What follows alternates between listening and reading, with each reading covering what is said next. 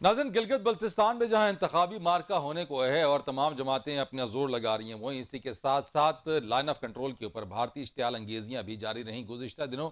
और line of control के ऊपर इस इश्तियाल अंगेजी की सूरत में जो सिविलियन आबादी को, खवातीन को, बच्चों को, बुजुर्गों को, शहरियों को भारत की जानिब से निशाना बनाने का सिलसिला जारी है। पुरजोर पाकिस्तान की तरफ से इसकी मजम्मत भी की जा रही है।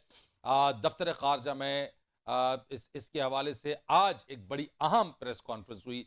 वजीर खारजा शाह महमूद कुरैशी, DG ISP इसमें शरीक थे। और भारत जो इस वक्त जो उसके हकायक और जो उसकी असली हकीकत है, किस तरीके से वह पाकिस्तान को डिस्टेबलाइज करने के लिए, पाकिस्तान में दहशतगर्दी की कार्रवाइयां करने के लिए, पाकिस्तान में अमन अमान को खराब करने के लिए, CPAC को की राह में रोड़े अटकाने के लिए, पाकिस्तान की इस सिस्टम को, निज़ाम को जो है वो तहबाला करने के लिए जिस तरह के मजमूम मकासद और जो प्लानिंग वो कर रहा था उसको खाक में मिला दिया है।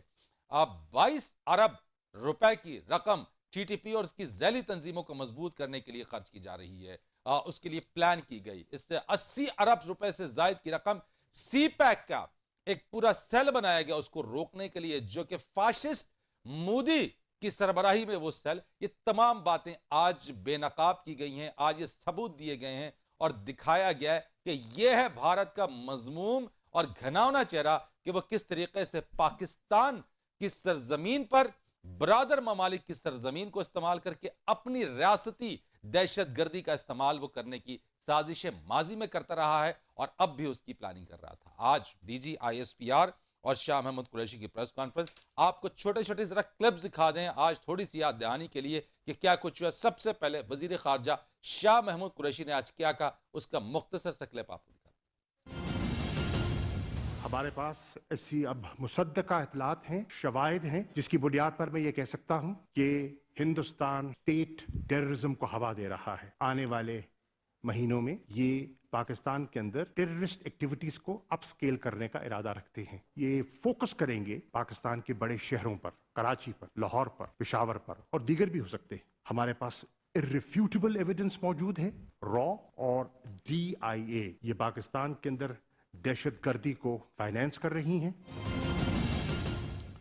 रॉ के हैंडलर्स किस तरीके से पाकिस्तान में अपने हैंडलर्स के जरिए दहशतगर्दी को हवा देने में मसरूफ नजर आते हैं, इसकी पूरे सबूत हासिल किए गए और DG ISPR ने आज अपनी प्रेसर में वो ऑडियो रिकॉर्डिंग भी सुनाई है। सबसे पहले रॉ हैंडलर किस तरीके से जो VB यानी व्हीकल बाउंड IED लगाने के लिए, और हर चीज का एक रेट है, 10 मिलियन, 10 मिलियन, 1 मिलियन, यानी अगर आप सुसाइड अटैक करना है तो 10 मिलियन, यानी हर चीज के रेट है। और जितनी तबाही उतना ज्यादा जो है वो रॉ की तरफ से इनाम और इकराम की जो है वो यहाँ पे अपने हैंडलर्स को उसकी नवेद सुनाई जाती है कि पाकिस्तान में लोगों का अमन खराब करो, लोगों को मारो और पैसे उतने ही ज्यादा मिलेंगे। ये ऑडियो रिकॉर्डिंग देखें, उसके बाद एक और रिकॉर्ड दिखाएंगे आपको।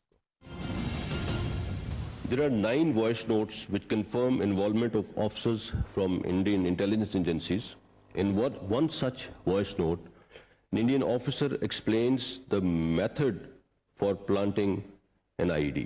सिंपल सा तरीका तुमने फॉलो करना है। जहां पहले थोड़ा सा घूम फिर लो, देख लो कौन सी जगह करना चाहते हो, जहां तुम तार, जहां चीज अंदर रखोगे। ऐसे वक्त पे जब बंदे थोड़े बाएं दाएं हों, फिर उसके ऊपर कोई बोरी शोरी रख लो, फिर तार खींच के बाहर लाओ और फिर जगह पे बैठो।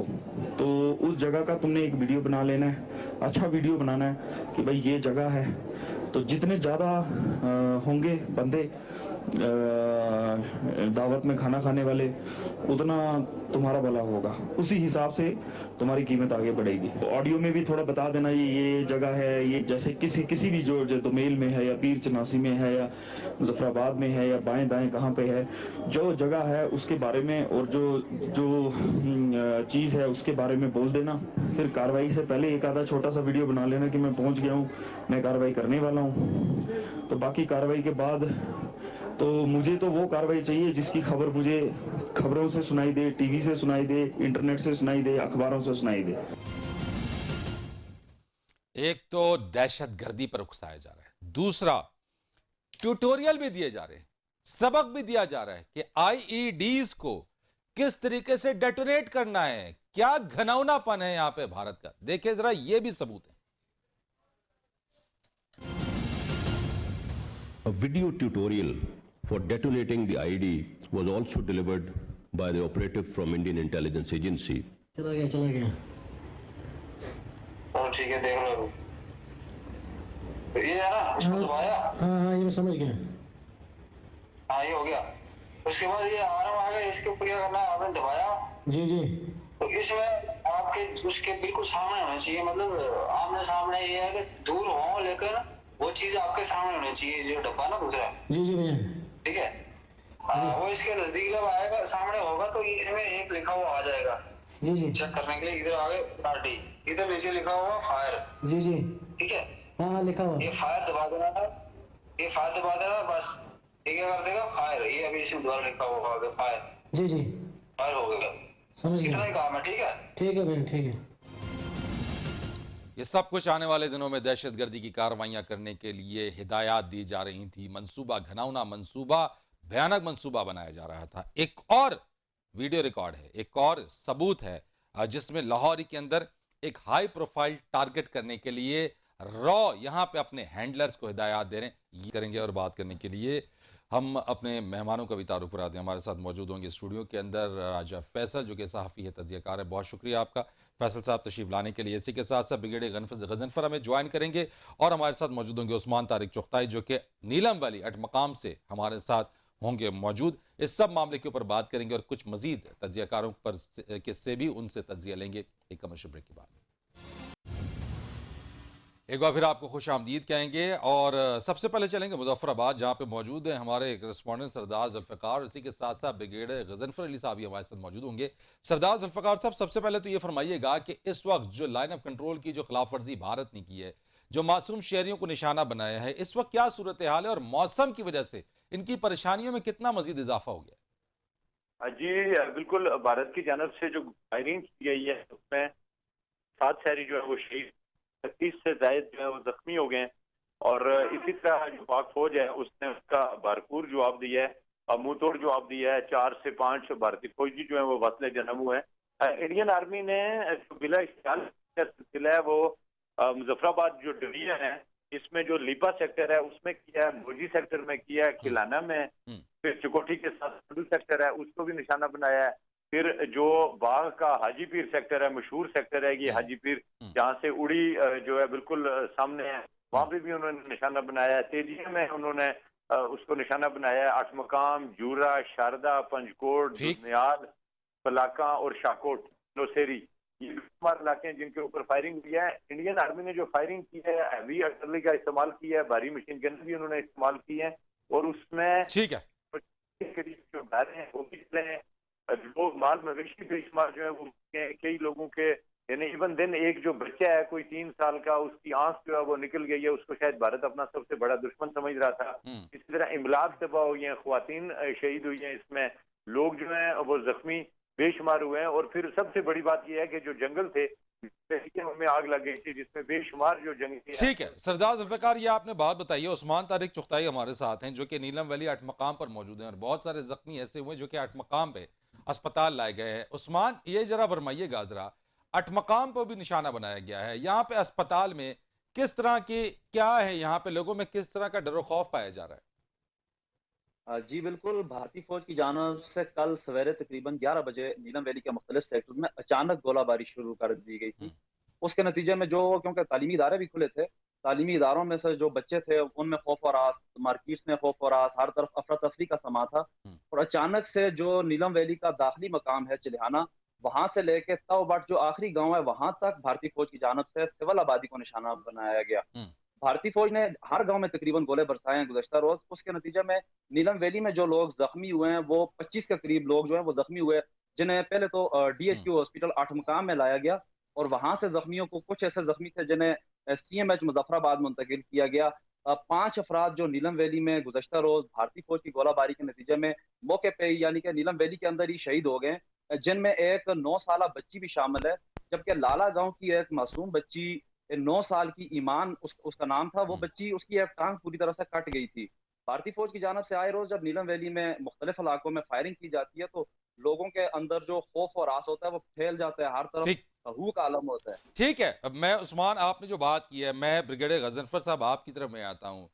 भारत जहां लाइन ऑफ कंट्रोल की, अगर हम 2020 की बात करें तो जनवरी से लेकर नवंबर तक कोई 2200 से भी ज्यादा इस तरह की खिलाफ वर्जियां हैं जो वो करता रहा है, और मासूम निहत्थे शहरियों को, बच्चों को निशाना बनाता है, और शायद वो समझता है कि उसके नजदीक ये बड़े दहशतगर्द हैं। जो राइजिंग शाइनिंग इंडिया की बात करते हैं, जमहूरी रियासत की बात करते हैं, उनका अपना मुंह, जिसका नकाब आज वजीर खारजा और आज DGISPR ने उठाया है, ये गजनफर साहब एक तरीके से पूरी दुनिया को अब तो नजर आ जाना चाहिए कि ये भारत कर क्या रहा है, ये किस तरीके से रियासती दहशतगर्दी को हवा ये दे रहा है। हम तो हर तरह की कंप्लाइंस करते हैं, लेकिन जो रियासती दहशतगर्दी को हवा दे रहा है, अब उसको लगाम डालने का वक्त आ गया।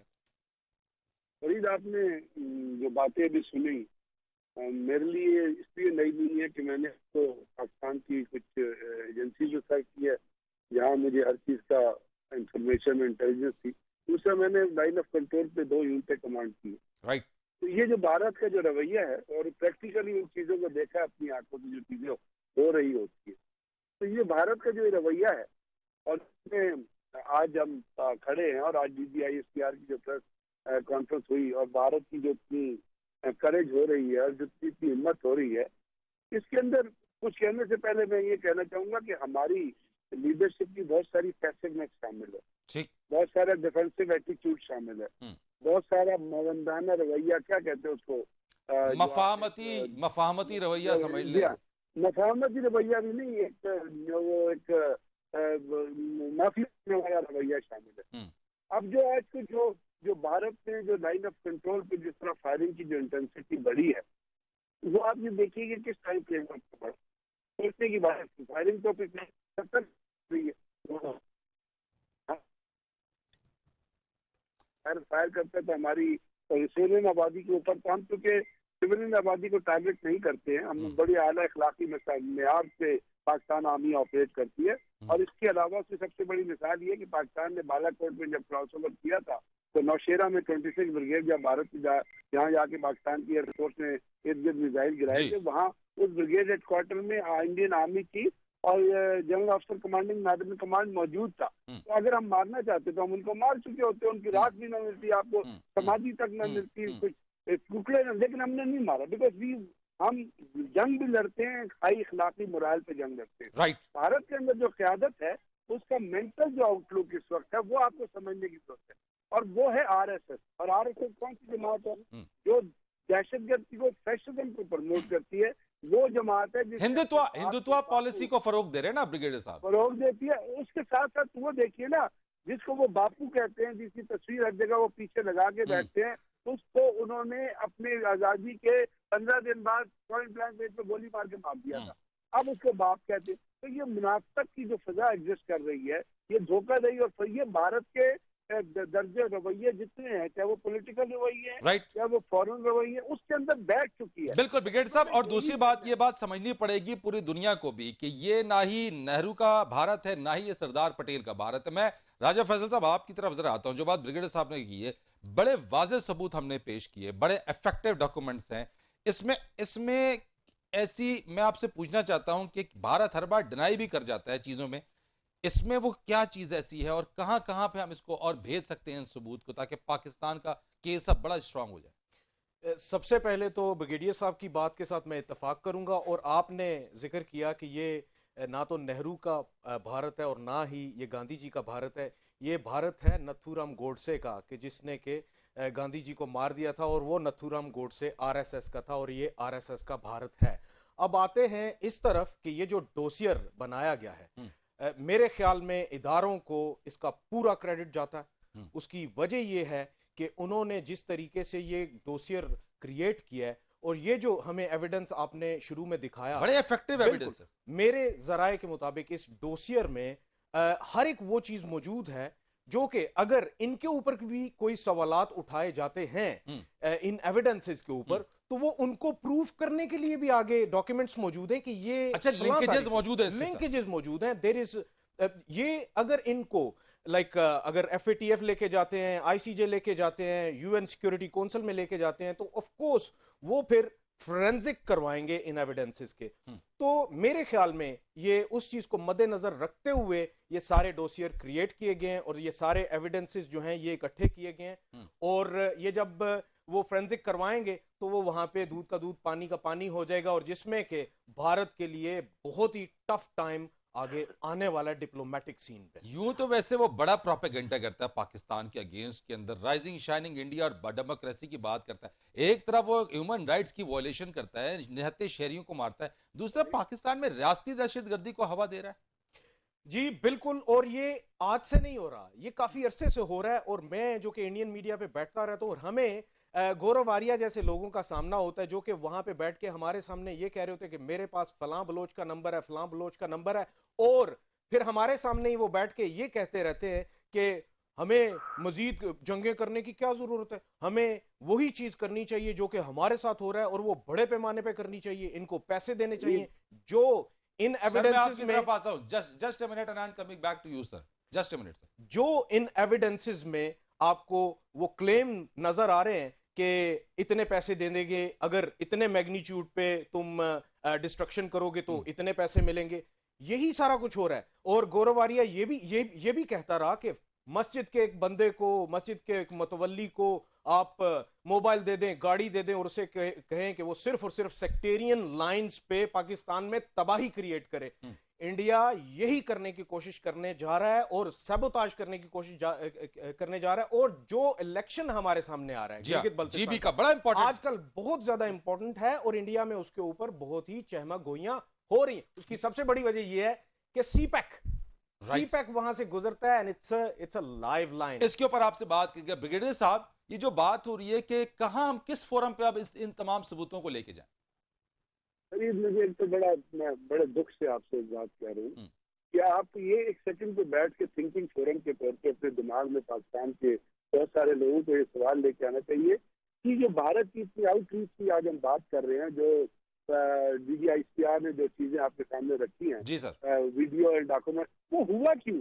जी, why has it happened at this point of time? Very true sir. इसके लिए ये सोचने की जरूरत है या नहीं कि भारत की इतनी आउटरीच हुई किस तरह? ये आउटरीच फरीज इसलिए हुई कि देखिए एक सेंटेंस इस्तेमाल होता है, इससे रिलेटेड तो नहीं है, लेकिन इस्तेमाल होता है, justice delayed is justice denied. Right. अब ये जो वाकयात हुए हैं, APS का वाकया 3 साल पहले हुआ, एग्रीकल्चर यूनिवर्सिटी का वाकया हुआ, नेशनल बेस पे अटैक हुआ, एयरपोर्ट पे अटैक हुआ, और ये जो सबूत जमा किए गए ये आज भी जमा किए, ये उसी वक्त जमा कर दिए गए थे जिस वक्त ये हमले हुए थे।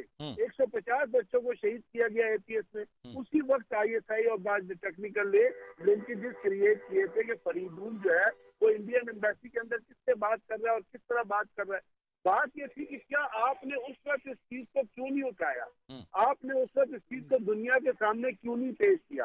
आपकी क़यादत कहाँ सो रही थी? आपकी क़यादत इतनी पैसिव क्यों थी? आपकी क़यादत इंडिया के सामने क्यों लेटी हुई थी? क्यों डरती थी उनसे?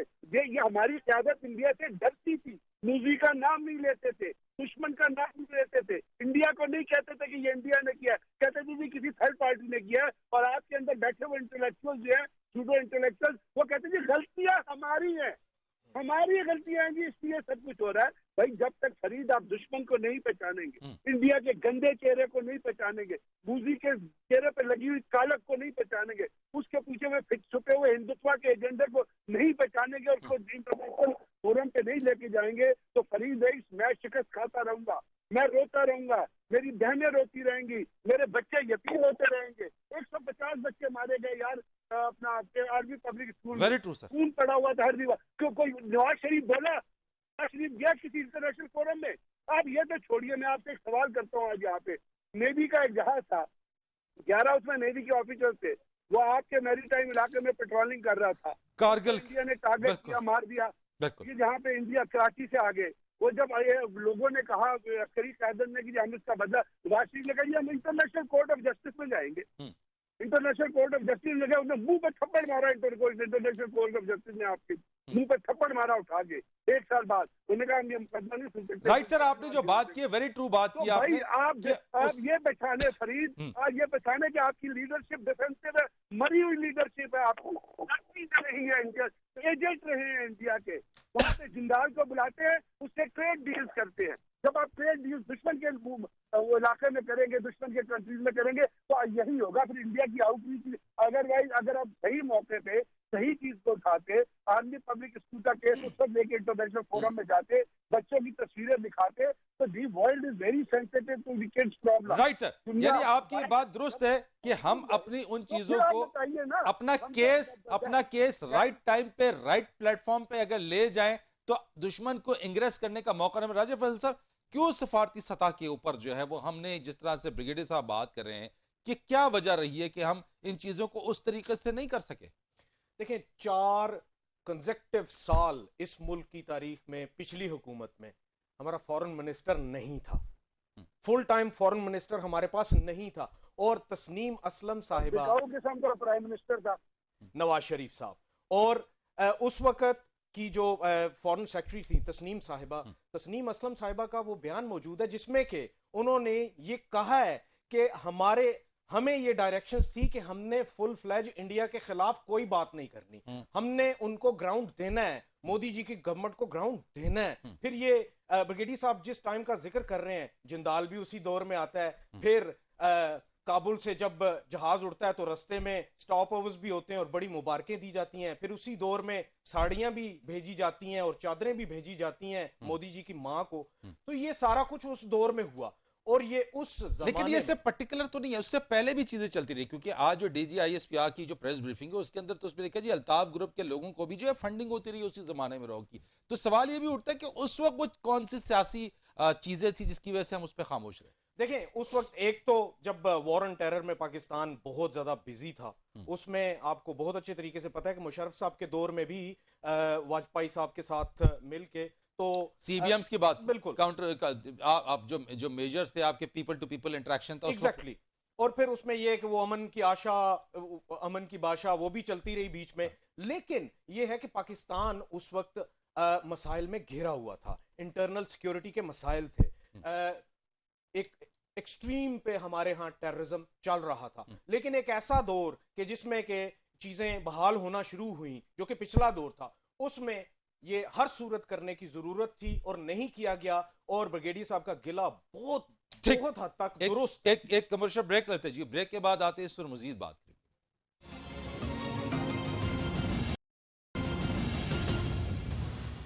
एक बार फिर आपको खुश आमदीद कहते हैं। एक बहुत ही अहम दिन जिसके अंदर DGISPR फॉरेन मिनिस्टर की प्रेसर, वो सबूत, वो हकायक और उसके साथ इंतखाबी मार्का गिलगित बल्तिस्तान का एक बहुत ही इलाका अहम, और वो जगह जहां से चाइना पाकिस्तान इकोनॉमिक कॉरिडोर का जहां से ओरिजिन हो रहा है, अगर वो हेड है तो टेल बलूचिस्तान गवादर के ऊपर है, जो CPEC पाकिस्तान की इकॉनमी, पाकिस्तान की प्रॉस्पेरिटी, पाकिस्तान के लिए गेम चेंजर की हैसियत रखता है।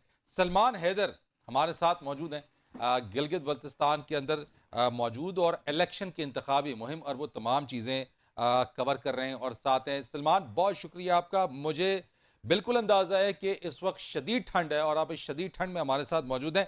फ्लाइट अगर कैंसिल ना होती तो इस वक्त मैं भी आपके साथ होता और दोनों मिल के जो हम अपनी नेओ के लिए और अपने नाजरीन के लिए चीज़ें कर रहे होते। लेकिन बहरहाल आप इस शदीद सर्दी में मुझे बताइएगा, दर्जा हरारत जो मौसम का है वो तो नुक्ता इंजमात से गिरा हुआ है, लेकिन सियासी दर्जा हरारत कितने उरूज पर है?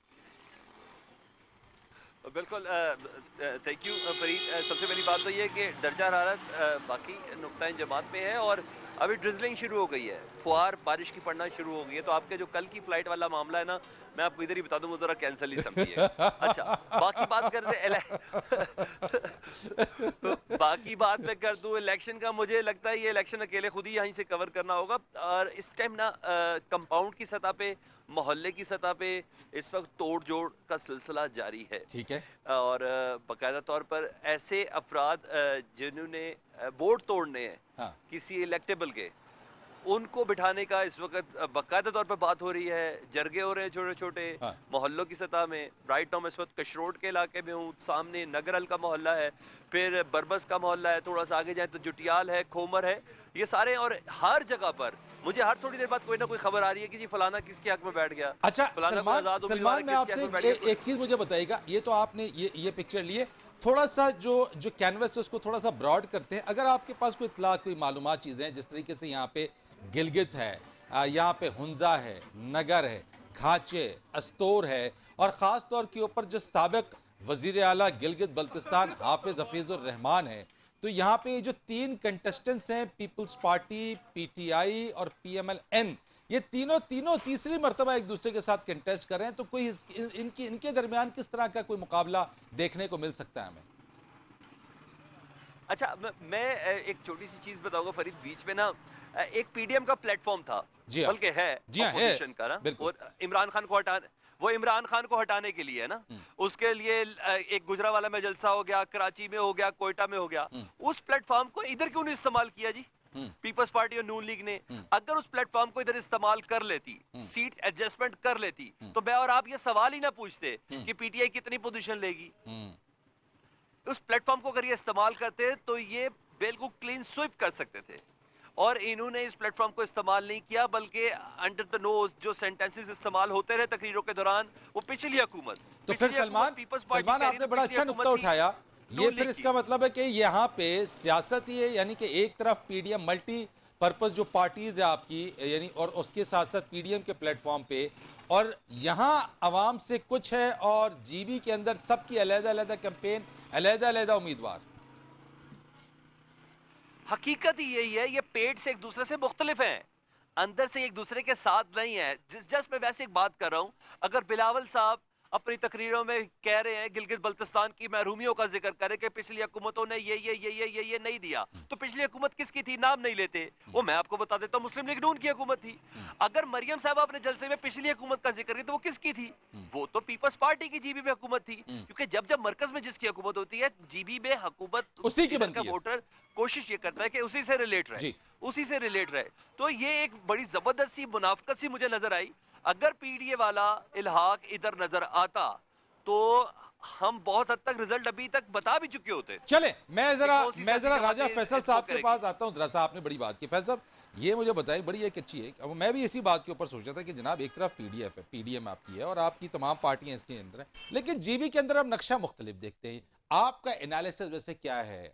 गुरु क्या कहते हैं कि जीबी में जीत किसकी होने जा रही है? देखें, गुरु जी, उनकी मैं अगर बात करूं तो वो तो पीटीआई का नाम ले रहे हैं, और उसकी सबसे बड़ी वजह ये है कि पीडीएम का जो स्टांस था वो कोई उसको ठीक तरीके से वेलकम नहीं किया गया गिलगित बल्तिस्तान में। इसी सिलसिले में मेरे कुछ दोस्त हैं, कुछ अजीज हैं जो कि वहाँ पे मौजूद हैं, उनके साथ भी जब मेरी बात हुई तो ऑन ग्राउंड सिचुएशन ये है कि उनका ये कहना है कि यहाँ पे एक वो एलिमेंट के जो फौज के खिलाफ नारेबाजी की गई वो ज्यादा पसंद नहीं किया गया। उसके सिलसिले में जीबी के अवाम ने और दूसरी बात यह कि उसके सिलसिले में कुछ वीडियोस भी आ गई हैं, उनमें उन्होंने ये कहा है कि अगर मोहतरमा मरियम नवाज साहिबा को यहाँ पे हमने वेलकम किया है तो ये हमारी रवायात का हिस्सा है, वो हमारी बेटी की जगह है, लेकिन अगर वो वोट मांगने आएंगी तो वो नहीं मिलेगा। उसकी वजह यह है कि ये फौज के खिलाफ है और हम नहीं चाहते उसको कि जो कि फौज के खिलाफ है, जो कि इदारों के खिलाफ है, ये चीज। और दूसरी जो सबसे अहम चीज है, पिछले महीने आपको पता होगा कि इस्लामाबाद में एक बहुत बड़ा इज्तिमा लाया गया गिलगित बल्तिस्तान से, जो कि लोग यहाँ पे खुद सिविल सोसाइटी के लोग आए, उनका एक ही नारा था कि हमें पाकिस्तान का सूबा बनाओ। और सूबा बनाने के लिए जो पीटीआई ने ऐलानात किए, फिर उसके ऊपर जो काम करी पीटीआई, तो मेरे ख्याल में अभी जो वोट है वो सूबा बनाने के लिए ही वोट है। सर्वेस क्या है? सर्वेस अगर आप पल्स का लें तो वो 35% सबसे लीडिंग पीटीआई, और गैलप का लें तो वो 27%। Once again PTI is leading. लेकिन यहाँ पे सलमान ने जो बात कही कि अगर पीडीएम वो सारे इकट्ठे होते, तो सर्वेस के अगर एतबार से देखा जाए तो लाइक अगर पीपीपी, पीएमएलएन और बाकी जमातों को इकट्ठा कर लिया जाए, एक खिचड़ी बना ली जाए, तो सर्वेज में शायद उनके नंबर्स ज्यादा ही होंगे। सलमान, ये अगर ये जो बात की गई है इस वक्त जीतने के बाद, वैसे अगर मैं कहूं, अगर यहां से जीतते हैं और पार्टीज आपस में उसके बाद इलेक्शंस के बाद का कोई इल्हाक, उसका कोई चांस, उसमें कोई कामयाबी अगर आपको नजर आती हो, या यहाँ पे ऐसी कोई बात? और जो बात इस वक्त राजा फैसल साहब ने कही है कि अवाम कहते हैं, अवाम का जो वीडियोज आ रही है वो कहते हैं कि ठीक है जी, हमारी रिवायात है मेहमानदारी, और जैसे आपने भी कहा कि जिसकी विफाक में हुकूमत है और प्रैक्टिस भी रही है कि उसी की हुकूमत बनती है जीबी के अंदर। अच्छा फरीद, मैं बिल्कुल इस सवाल का जवाब देता हूँ। मुझे मालूम है कि टाइम शॉर्ट है, लेकिन एक चीज अभी फौज के हवाले से बात हुई थी। इधर की आवाम प्यार नहीं करती, फौज को पूजती है, इश्क करती है। और मैंने कई लोगों से पूछा तो उन्होंने कहा कि फौज इस बार इलेक्शन में नहीं है, तो दीगर क्या फोर्सेस पाकिस्तान की नहीं है जिन्हें रखा गया है? जैसे सपोज सिंध पुलिस इधर है, पंजाब पुलिस इधर है, एफसी इधर है, रेंजर्स इधर है, ये सारे इलेक्शन की तैयारियों के लिए इस वक्त इधर मौजूद है। तो इधर एक जनरल एहसान होते थे एफसीएनए के पहले कमांडर, वो इधर की आम पब्लिक के साथ विदाउट सिक्योरिटी फिरते थे। तो फौज की कमी को यहाँ की आवाम जरूर महसूस करी, उनके प्यार को, क्योंकि वो समझते हैं कि एक पावर को हम अपनी बात समझाने में जरा थोड़ी आसानी महसूस करते हैं। अच्छा, अब आपके क्वेश्चन की तरफ आऊं कि बाद में जोड़ तोड़ में क्या होगा, तो जोड़ तोड़ कैसे हो सकता है? फिर तो पीटीआई का मौकफ जो मरकज में है वो जुड़ जाएगा कि ये अंदर से एक जैसे हैं, तो ये जोड़ तोड़ कभी भी नहीं करेंगे। यहाँ पीटीआई ही आगे बढ़ेगी। कुछ आजाद अराकीन को मिला के अगर कुछ ऐसी पोजीशन आ जाए, हाँ ये भी बोलूं कि अच्छा, इंडिपेंडेंट कैंडिडेट्स की तादाद भी है यहाँ पे लड़ने वालों में, इंडिपेंडेंट कैंडिडेट ज्यादा हैं? बिल्कुल है, और वो बहुत बिल्कुल राइट, वो भी बहुत तगड़े हैं, राइट, क्योंकि 1994 से पहले यहाँ पार्टी में से सलमान बहुत माजूद के साथ I have to close because the time is short. बहुत शुक्रिया आपका राजा फैसल साहब for being with me. Salman, आपका बहुत शुक्रिया। फरीद अलीस को इजाजत दीजिए। अल्लाह हाफिज।